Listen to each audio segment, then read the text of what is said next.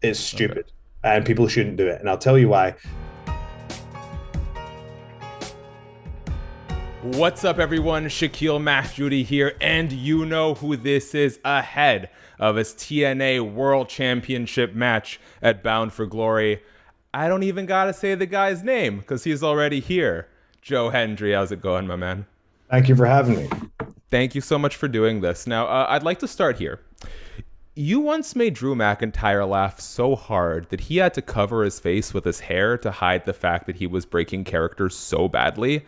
Did Drew make a terrible mistake by not watching the I'm Drew remix of I'm Blue in advance? Because he wanted a natural reaction. I think he regretted it immediately after. Most people who I've done videos on don't see it until it plays, which is the funniest way. Would you let them see it if they really asked? What would it take? What would they need to offer you in return for you to say, okay, you can have a sneak peek?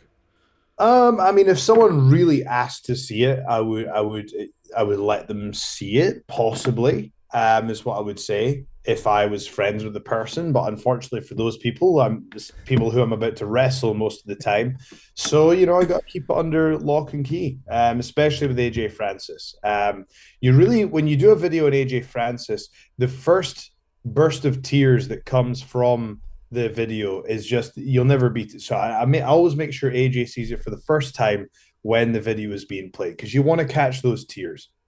Well, and I mean, listen, I'm a hip hop head growing up, and I could not imagine a greater horror than to have someone tear me limb by limb in song while there's a rap legend like Bun B sitting next to me. So kudos to you. Yeah. Could I get a quick power ranking of the songs you've made of your opponents? Like, what are your top three favorite songs you've ever made about your rivals? It's hard to say the Scotty Too Hotty one. People like that a lot. That's one. The Drew one's up there. Um, the AJ Francis ones, that's a highlight. Matt Cardona, Edge's bitch, that's up there. There's so many to choose from. There's such a That's, library. There's got to be over 100 now, I would think. I can't imagine. Obviously, you've had you were a musician before you were a pro wrestler, but did you ever think to yourself that writing just like parody gold would become such a fun cornerstone of your experience as a pro wrestler? No, it's something that happened very organically, which is kind of, I think most of the time when stuff's really fun in wrestling, it just kind of happens organically. And the more that I've allowed myself to lean into the random nature of life and where things are going and what my gut instinct feels is the right way to go, the better my career is doing. So, no, I did not think that it would be this big, but I'm very glad that it has become this big. It's been so exciting watching your growth, the opportunities that come with it, how you've executed an increasingly important role in TNA wrestling and in the greater pro wrestling sphere. I was watching the interview you did with Chris Van Vliet, and you sort of talked about the 80-20 rule, risk taking and disruptive behavior.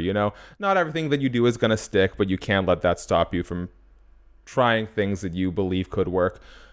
What's your advice for people who have a deep uncomfortability about failure and who are so afraid of failure that it honestly probably holds them back from figuring out what they can really achieve? We all have a fear of failure, but courage is having that fear and doing it anyway. Something is only cringy until it's not. Someone, I met with friends who I hadn't seen in many years who said, what was it like when, it wasn't this big and people might have thought it was cringy or whatever, I actually just never thought about it that way. I just, to be honest, was so focused on the task at hand, and that is just the brutal reality of the situation.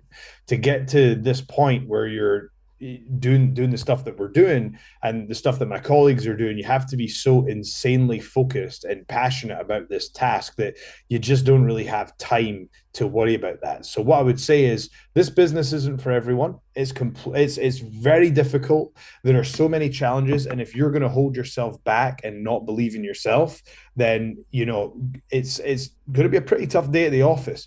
You only live once. We only get one shot at this thing that we call life, and you kind of owe it to yourself to do the stuff that you want to do. And let me tell you, the cringe or embarrassment that you might feel in the initial stages of just getting over that fear of failure will be nothing compared to the weight of regret that you will have on your deathbed if you don't give it a go. So for whatever it is, at least try it, get involved, experience your passions. You don't need to be world champion to enjoy your passions, but hey, thankfully I might be able to. So I was gonna say, you touched on a lot of really important notes there, and I think a lot of times the self-validation, the self-belief has to come before anyone else sees it, right? And anyone else is willing to sort of hitch themselves that wagon. On the note of the World Championships, what sort of validator has it been for you? I think basically in the totality of 30 days, NXT title match, TNA singles, TNA world title match and a singles match. How much of a validator has it been that, yes, I believe in Joe Hendry, but now it seems like the powers who be also believe in Joe Hendry? well, there's very wise people in this business who have said quite correctly so that it's like when you talk about management from their perspective, it's like you don't need to convince us, it's the fans that you need to win over. If you have enough fan support, then mountains can be moved. And I've learned that I am here because of the fans. The fans hacked the plans. The fans hacked the show, and they says, no, this is our guy. This is what we want, and the plans changed. I don't think anyone in TNA management saw me in this position at this year's Bound for Glory. Well, maybe one or two, who knows? But I don't think many people would have predicted me being in this spot. But the fans left these companies with no choice, and that's what's so beautiful about professional wrestling is the fans are such an important of this. They will choose who they want, and we're in an era where anything can happen. It's a very exciting time to be a professional wrestler. It's a very exciting time to be able to be signed to TNA and represent them on WWE programming. And like you say, to have challenged for the NXT championship and headline an arena in Denver, and then now moving on to Bound for Glory, challenging for the TNA World Championship in what will be TNA's highest grossing event this year in the United States. Oh, and by the way, I was also the main event in the highest grossing event for TNA this year, which was Slammiversary. Before this iteration of Joe Hendry, there was the prestigious one. What was sort of the inclination for you that it was time to move away from that version of Joe Hendry? What happened internally there? Like, it's time to flip the switch a bit. Being bad to the fans is just not for me. I did it in that role and it served a purpose at the time, but it didn't feel right for me. Like I really do take inspiration from John Cena. And I think it's not for me. It hurt my soul. It really did just hurt my soul. I don't know if I can do it. Who knows?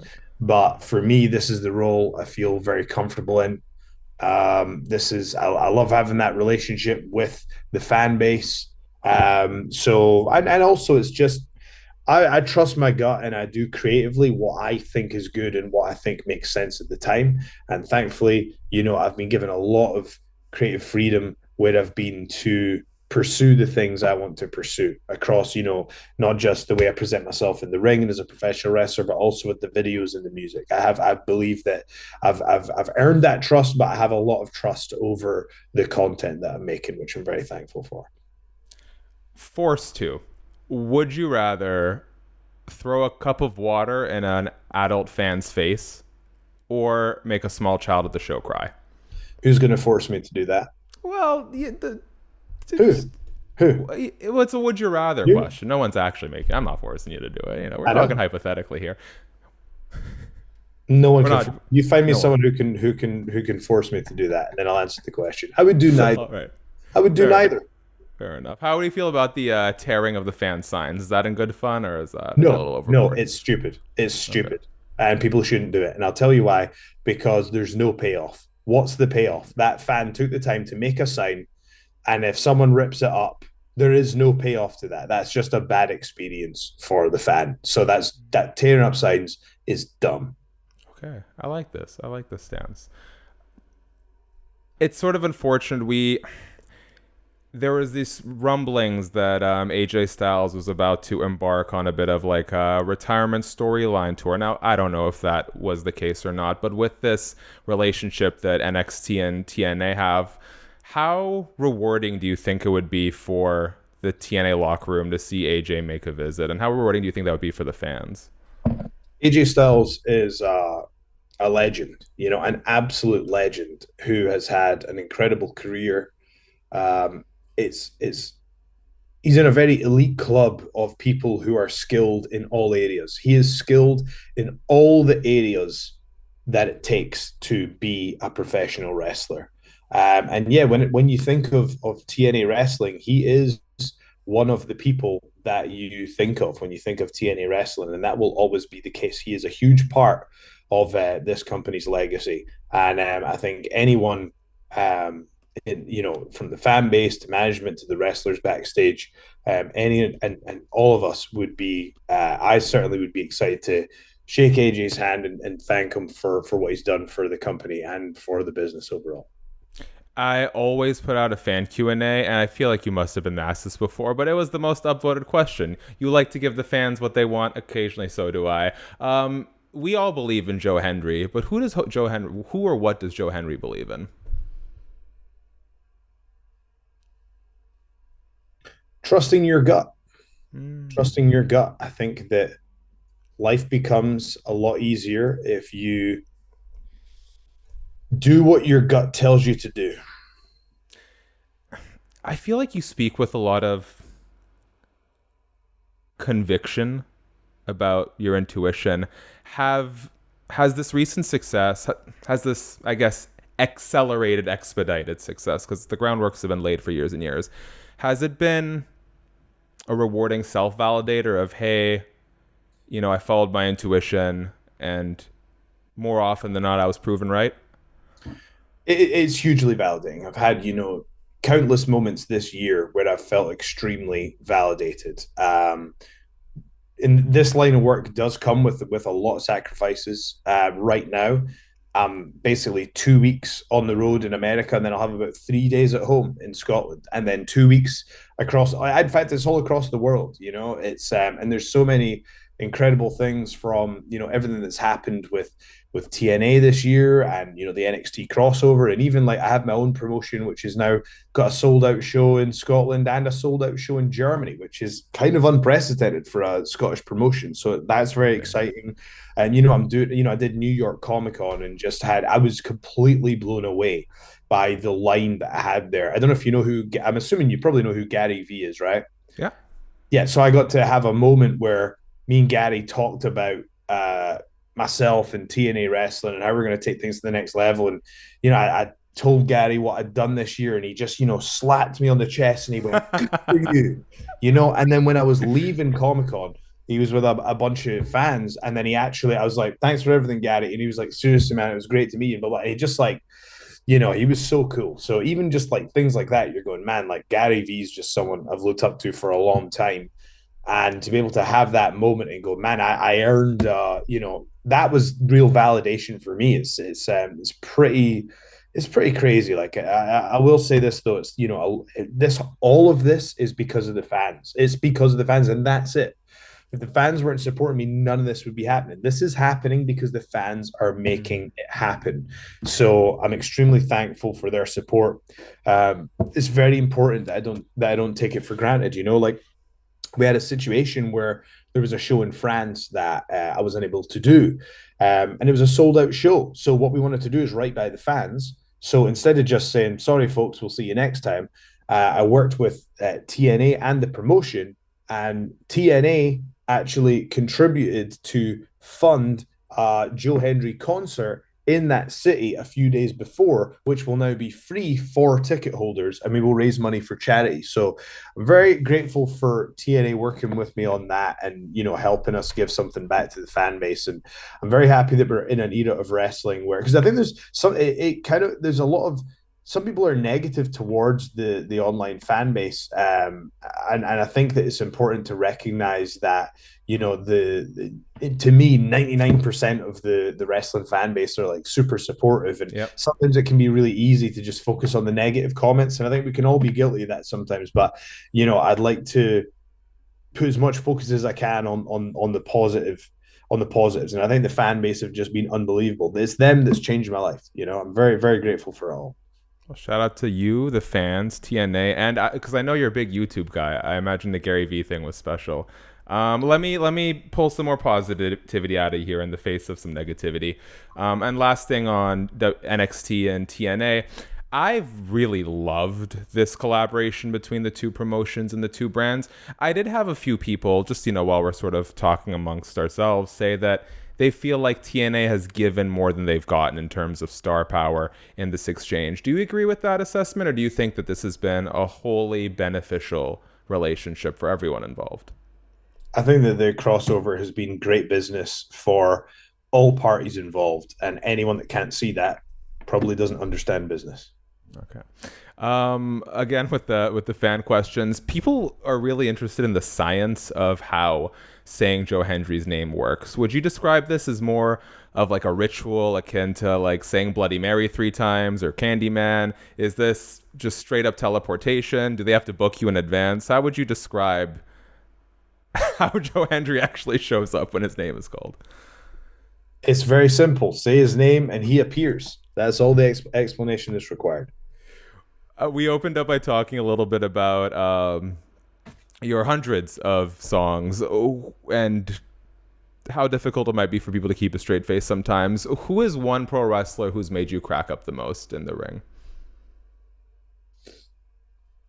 Hmm. I actually don't recall. Okay. Well, that's because you played straight all the time. No comedy here. No, I think it's usually me the one that's laugh. I don't recall. Oh no, no, no. I'll tell you when. So I was in Mexico, and this was when my first run with TNA, and it didn't take a genius to figure out that I was being written off the TV show when they told me that Murder Clown was going to splash me through a table, the hands of Katarina, and Grado, who's my tag partner at this. I'm laughing thinking about it. So Murder Clown's supposed to put me. Well, Murder Clown's plan was to put me through this table. He climbs the top rope and just falls off the top rope. Just like falls face first off the top rope, lands nowhere near the table. And I'm just like, I'm still lying on the table, hurting from the move before.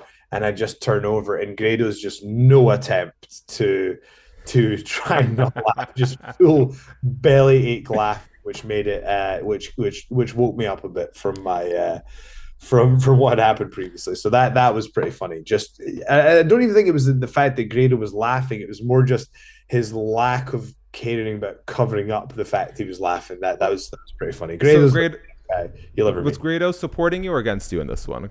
He was with me. Okay, so I'd argue that laughing is the most appropriate thing you can do in that circumstance. Maybe so, but that was very funny at the time. That was funny. Oh, there was another time where I had a tag match, and me and my tag partner were kind of hitting them, and then they stopped us, and we were like, oh, curled over, and both of them went to hit the ropes, and they hit the ropes at the exact same time.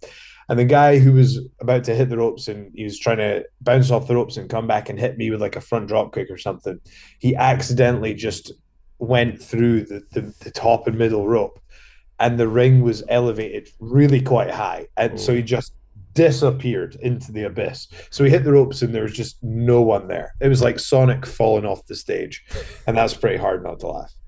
All right, I would argue very much in character. I think I would laugh. Yeah, yeah, I'd absolutely laugh. Too. Yeah. Joe, I want to leave you with the last word. So very quick for me, guys. Thanks so much for watching the video. Subscribe, tap the bell, thumbs up. Give us your official prediction. Nick Nemeth, Joe Hendry, TNA World Championship at Bound for Glory. Also, what's your all-time favorite Joe Hendry song? We want to let you know. We want to hear it from you. Keep your fingers crossed.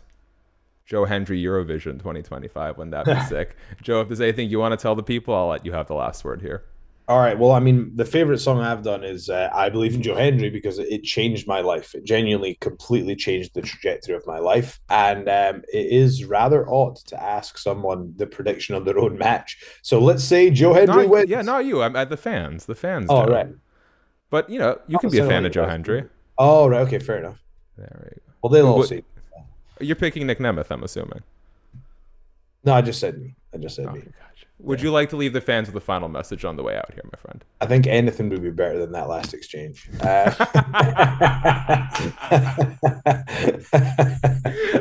I won't cut it out, Say so you're his gonna have. name and he disappears.